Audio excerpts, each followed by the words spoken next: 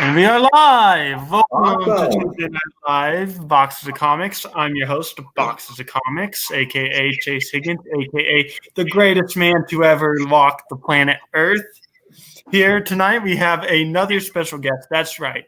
Not only do we get a banging channel here on Boxes of Comics with 3 guest stars in a row, but this one is by far the best. I introduce you to Manny, aka the Dad. What's up, guys? I'm tonight's dad. I'm being taking care of not just your wishes and your readings, but also Chase right here. That's right. So, Manny, I don't know if you've had time to go through our other previous videos of the past couple of weeks, but we are reading everything you need to know about Marvel. As you got my thick boy right here, the Incredible Hulk. Not only is he incredible strong and incredibly handsome, he is incredibly thick. I'm talking like 2, 3 C's. You know what I mean? Like extra thick banana pudding thick. I got it, man. Right. That's right. Okay, so this week, I don't know how many characters we're going to go through. We're going to get through at least one with Daredevil, All right. and then we're going to move on to Nova, it looks like. But I also have a box here. That's right. Boxes of Comics has a box of comics. And this is from my boys at Super Palomo Bros. Find him on Instagram, Twitter, all that good stuff. He's got his own channel. Check it out. But before we get reading, let's open up these comics. Anything else to say, Manny, before we move on? No, that's it, man. Let's just get going. Let's get into it. So I'm opening up the box. I've never done this live. Never opened a box before. Live. I've done it before, just not live. The first thing that we see is boom. He's got his own business card. Pretty fancy. Okay. Here's the first comic. It was turned backwards, so it'll be backwards for you. And this says, The Curse of Primestone number 5. The only way out is to give in. Look at that cover. It's a beautiful cover. Looks like the depths of hell coming out. Kind of like a Ghost Rider type guy, huh? Yeah, it's DC though. Nice. It is. That's a very nice DC. Next up, boom, another business card, 2 for the price of 1. Gotta love that, man. Super Palomo Bros. Go check them out. Next up, we have another DC book with this one. They're younger superheroes. We're talking about the Teen Titans. Plus Flash. Number 6 from the New 52. So that is a newer run because New 52 was 2018 or 2019. So next up from Aftershock Company, we have Dead Kings number 1. Ooh. Looks kind of cool. Doesn't look like superheroes, but I'll take it. This one also from Aftershock. It's Brothers Dracula number 1. Looks kind of like a fantasy kingdom, Lord of the Rings type deal.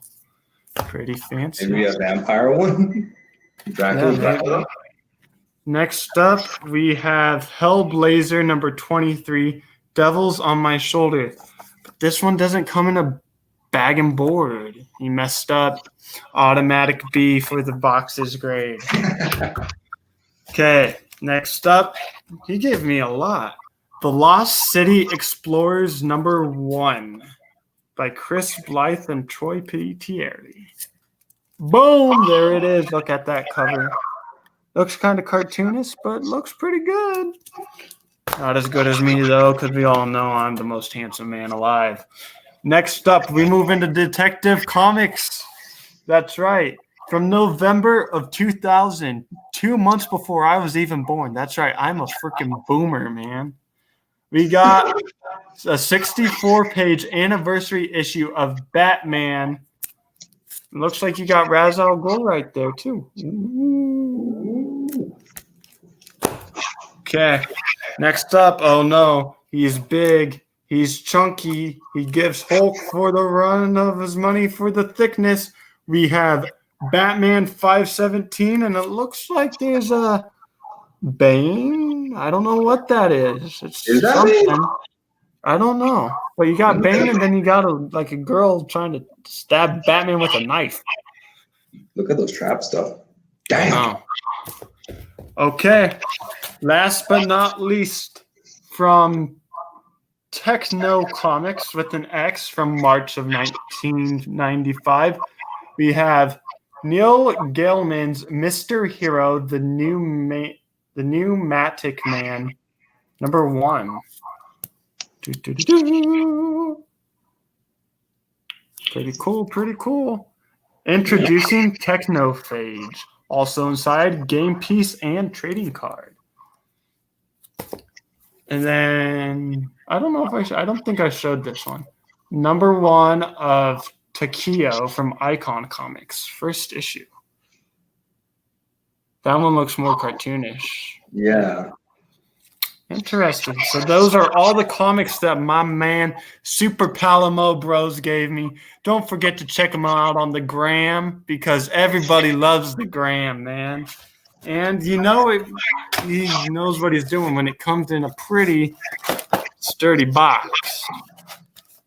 So that's all the comics. I'm sure those will be in future videos.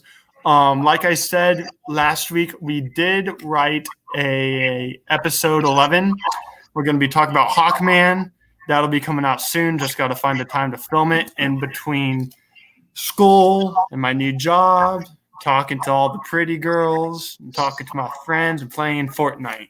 So don't worry, guys. We're getting a video up ASAP. But that's why we do these Tuesday night live streams, because we love you out there. We've got 87 people subscribed to this own channel, which I never in a million years would have thought. So without any further ado, we are moving on to the Incredible Hulk. Everything you need to know. All right, where do we leave off at? We are on Daredevil. Everything you need to know about the man who can't see. All right, let's hear it.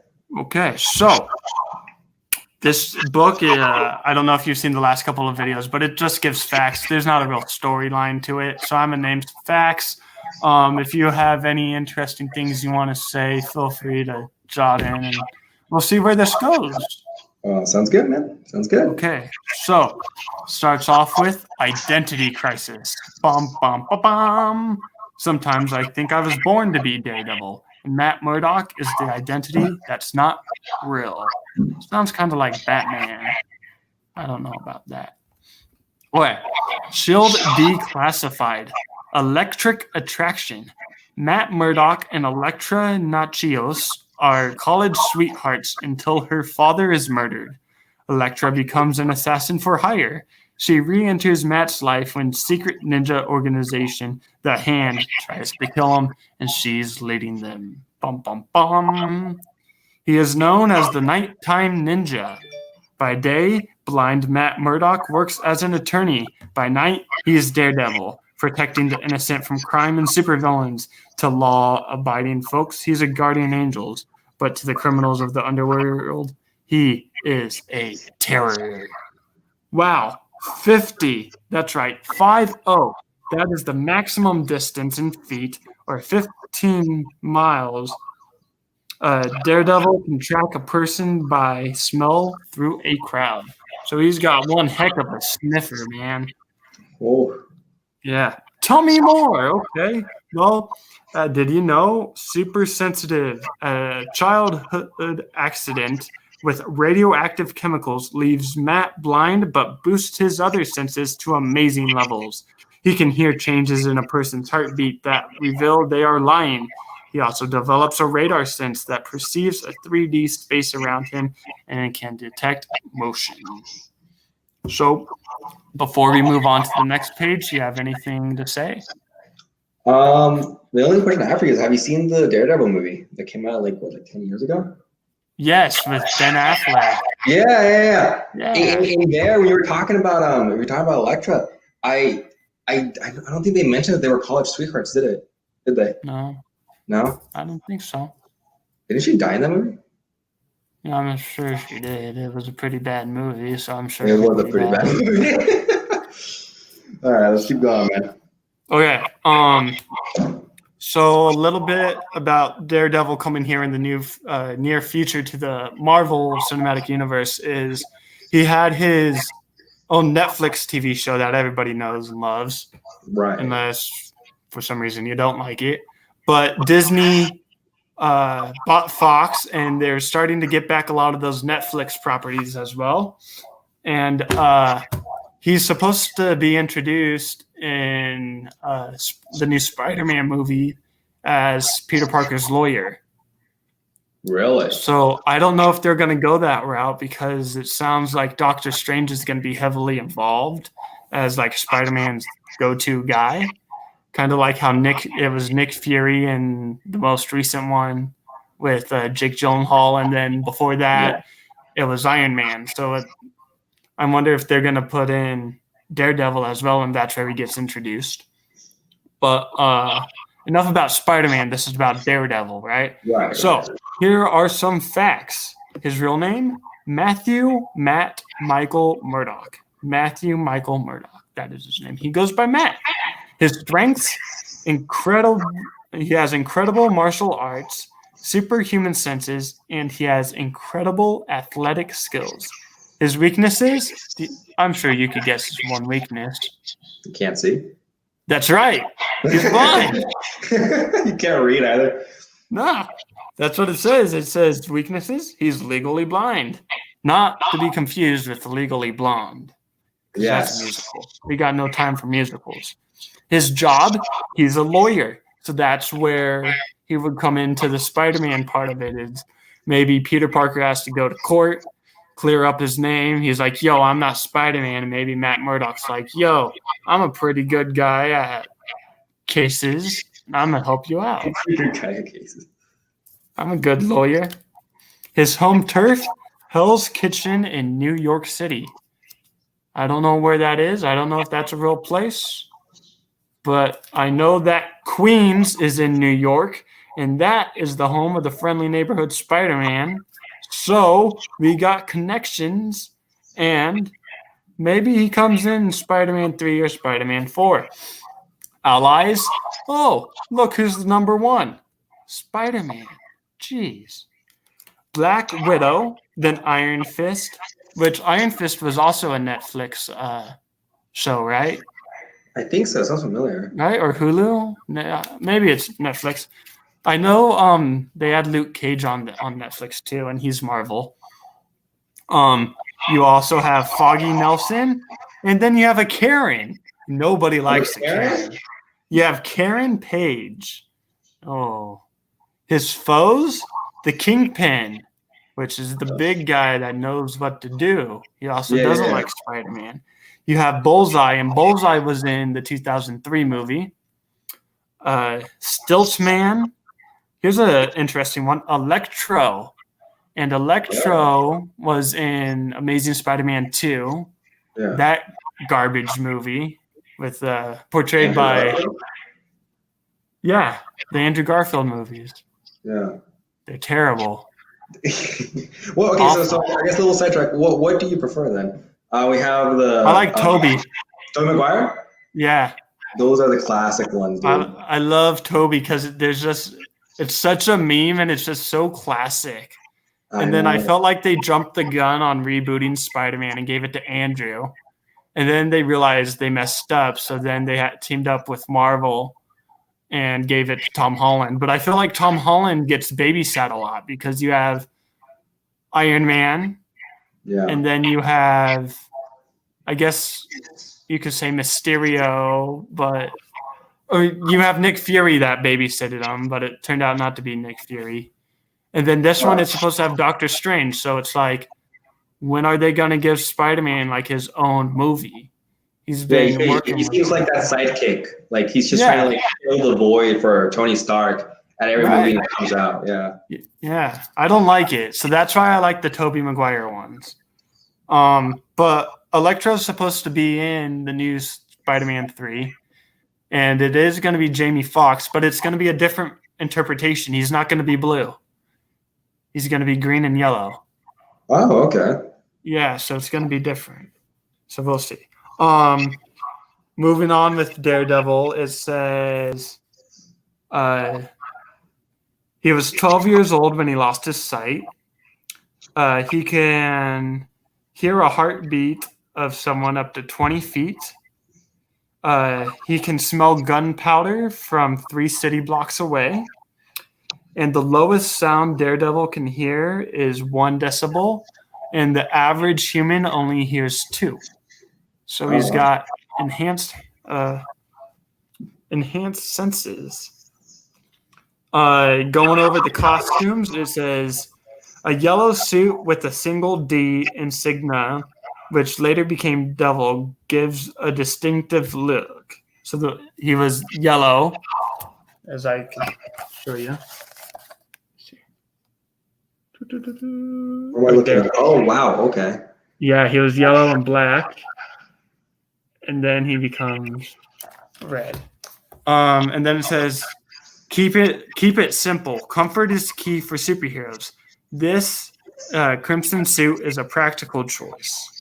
So, like Spider-Man, how he has his own homemade suit, but then he also gets a new suit with the classic Spider-Man suit. It's kind of like Daredevil, where he's got his yellow and red, but now it's all red.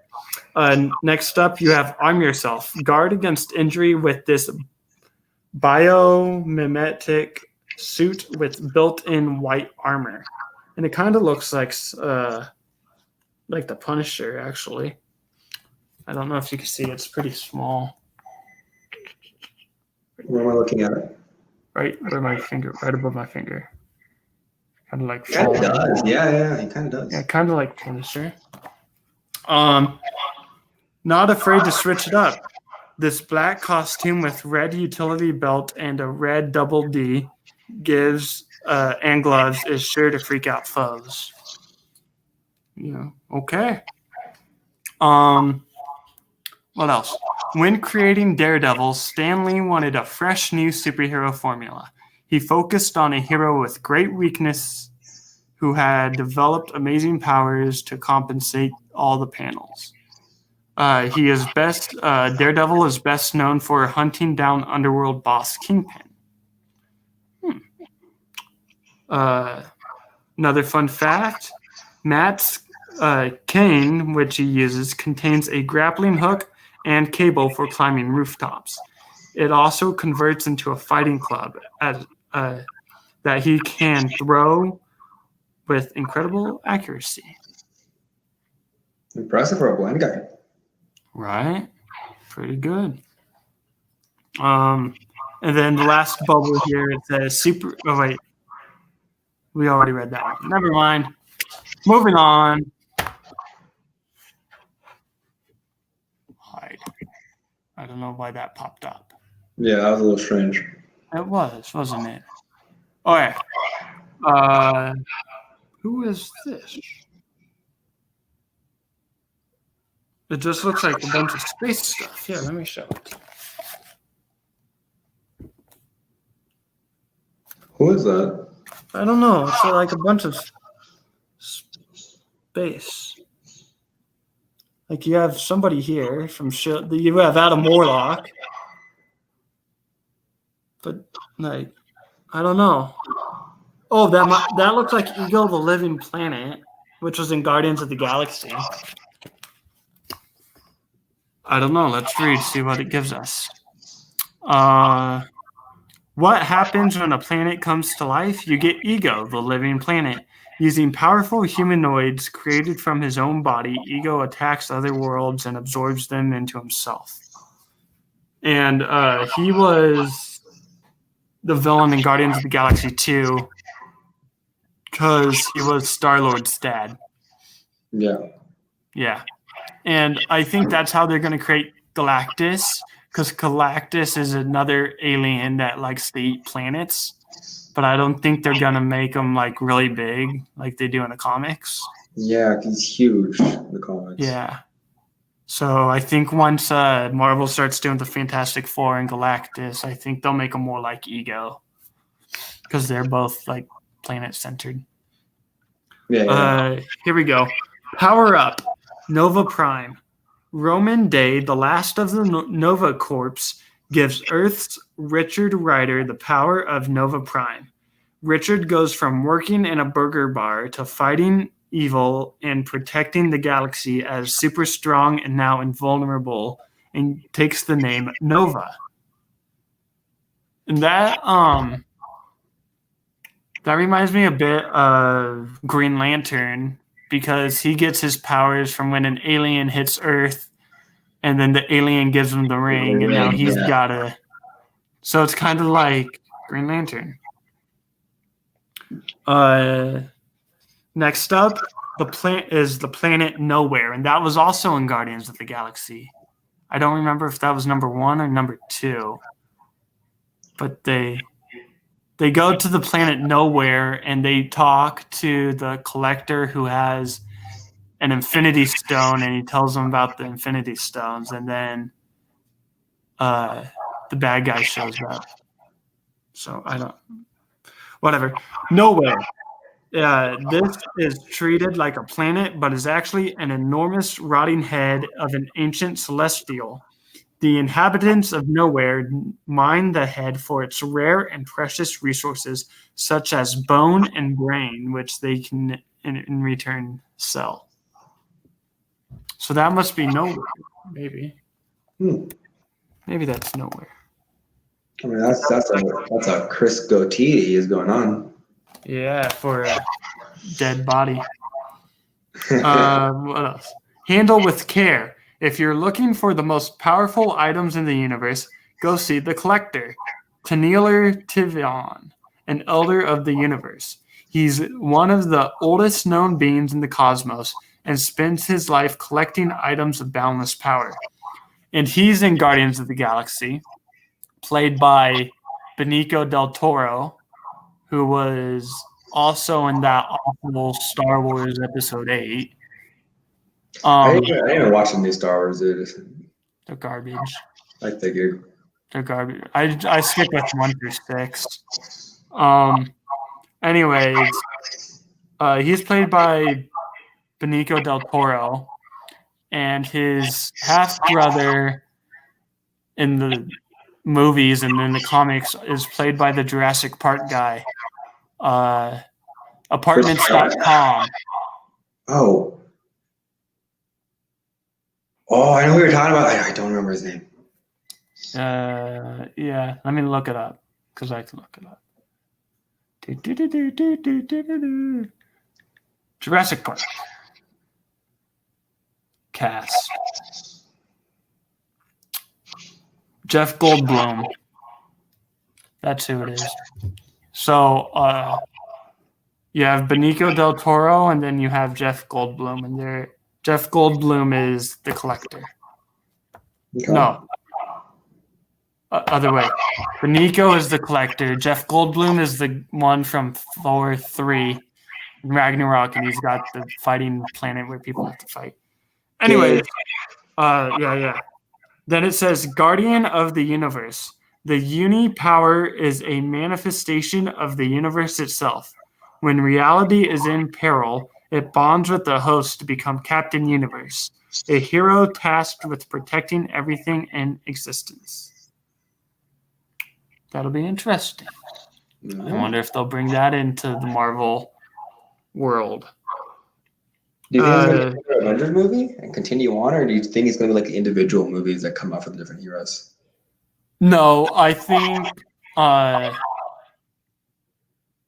they'll do another Avengers movie, but it won't be for a while, because they just finished like a whole 10 years worth of information. Yeah. So they're going to take a while again to build everything back up before they get another Avengers movie. Because I don't think, I don't think like an Avengers 4 or Avengers 5 is going to come out anytime soon. Yeah. That makes sense. Yeah. And I kind of like, this is going to sound weird, but I really like how the movies can't come out, because we were supposed to have Black Widow kick off Phase 4 in the summertime. Yeah, I heard about that. We were supposed to have Wonder Woman come out this past month, I think, and like to get the movies going on, like to prepare for the next like phase of DC and Marvel movies. But I feel like with everything that's been going on, like Marvel just finished their first 3 phases and like just tied a ribbon on it, on everything. And then DC is preparing to reboot Batman and is getting ready to redo Justice League. And I kind of like having that break. Now the movies aren't going to come out until 2021 and 2022, which I like. I like how this year doesn't have more Marvel and more DC being crammed down our throats. It's a good break to have. Yeah. But there was a time where like there was just one Spider-Man movie after the other, and then it's stacked on top of Endgame as well. Mm-hmm. Because you had Infinity War, then Ant-Man and the Wasp, and then Captain Marvel, then Endgame, and then Spider-Man. So that's 5 movies in a year and a half time period. Yeah. And that was a lot to take in. So I'm glad that they're at least taking 2020 off. Even though it sucks, like they can't release and get their money.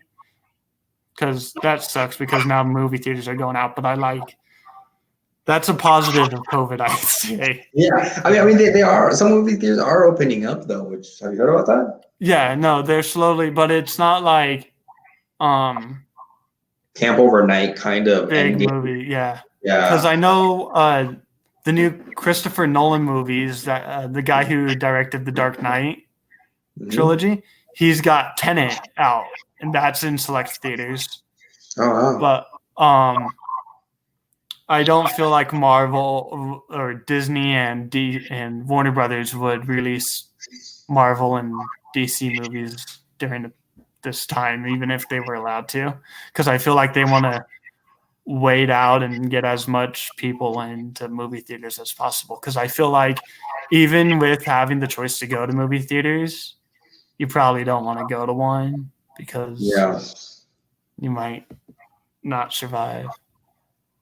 Yeah, I completely understand that. I mean, quite frankly, it is a very scary time, but at the same time, it's kind of a smart decision of them to do because that is their highest gross profiting movies.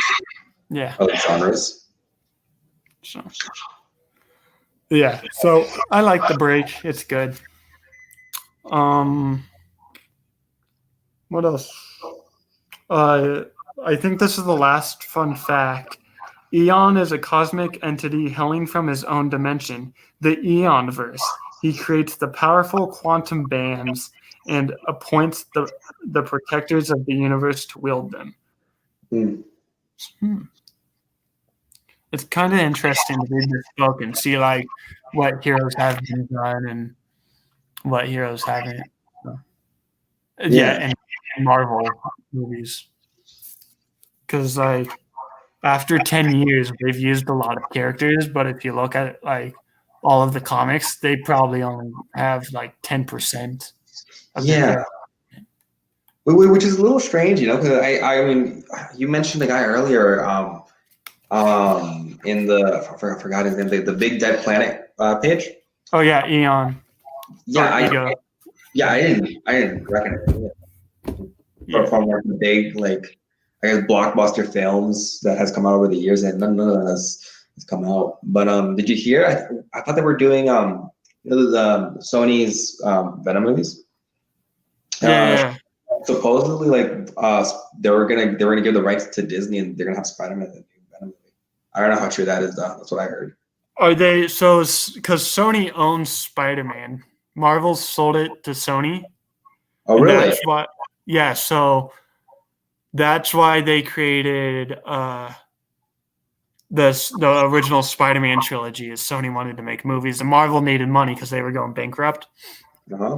And so Marvel had to like sell a bunch of their properties. That's why the X-Men went to Fox, and Fox made X-Men movies, and that's why you had all the Spider-Man movies were from Sony because they had the rights, and the Fantastic Four went through Fox too. But when Marvel decided that they had enough money to start their own studio and make their own movies. That's why they had to start with lesser known characters like Iron Man and Hulk and Captain America. So, I mean, yeah, then they ended up becoming one of the beloved characters that come out. yeah. So it'll be interesting. So we're arriving at half an hour, and I'd like to keep this no more than 5 more minutes. So I'm not going to move on to the next character because we instead unbox some comics. But yeah, it'll be interesting to see what Marvel does moving forward with their movies. And I know that Spider-Man has, I think Tom Holland has one more Spider-Man movie under contract and one more Avengers movie under contract to play Spider-Man. Mm-hmm. And I believe that after that, they're going to send him into the Sony universe to play. I don't know if they're going to renew this contract because of how well Venom did. Yeah. And so, which I liked. It wasn't the best of movies, but it was entertaining. It was good for what it was. And that's why they're also making the Morbius, the vampire guy movie, because he's a Spider-Man villain. So that'll be interesting. But for Spider-Man 3, since they're bringing in Doctor Strange, I think that's going to be his Spider-Man's send-off if they do decide to let him go, because you have all these parallel universes. And so we're going to, in the Doctor Strange sequel, we're going to get an alternate universe Tony Stark and an alternate universe Captain America. And so I think in some way, if Marvel gets rid of Spider-Man, they're going to send him into that Marvel or into the Sony universe through Doctor Strange. I mean, that's going to be interesting seeing Tom Holland go against not just Venom, but also Carnage, right? Yeah, because there's going to be Carnage, and then you have Carnage, you have Venom, you have Morbius, and then in the Morbius trailer, you have the MCU's Vulture. You have Michael Keaton. Really? In there, if you watch the trailer, he talks. Oh look, we have somebody watching. Hello, TSG Comics. How are you doing tonight? Yeah, if you watch the trailer, you see Adrian Toomes, Michael Keaton, talking to Jared Leto's Morbius. So I think maybe they'll send Spider-Man into Sony's universe, but then you have the characters from the MCU, and so Sony will then create the Sinister Six in their universe. Oh wow! Okay. Yeah. So. Like Doc Ock. What else? We have Vulture. Yeah. Right? So yeah. Well, in the Tom Holland universe, we have Vulture, we have Mysterio. We have Shocker. You're supposed to get Electro in Spider-Man 3 with Jamie Foxx, so that's 4.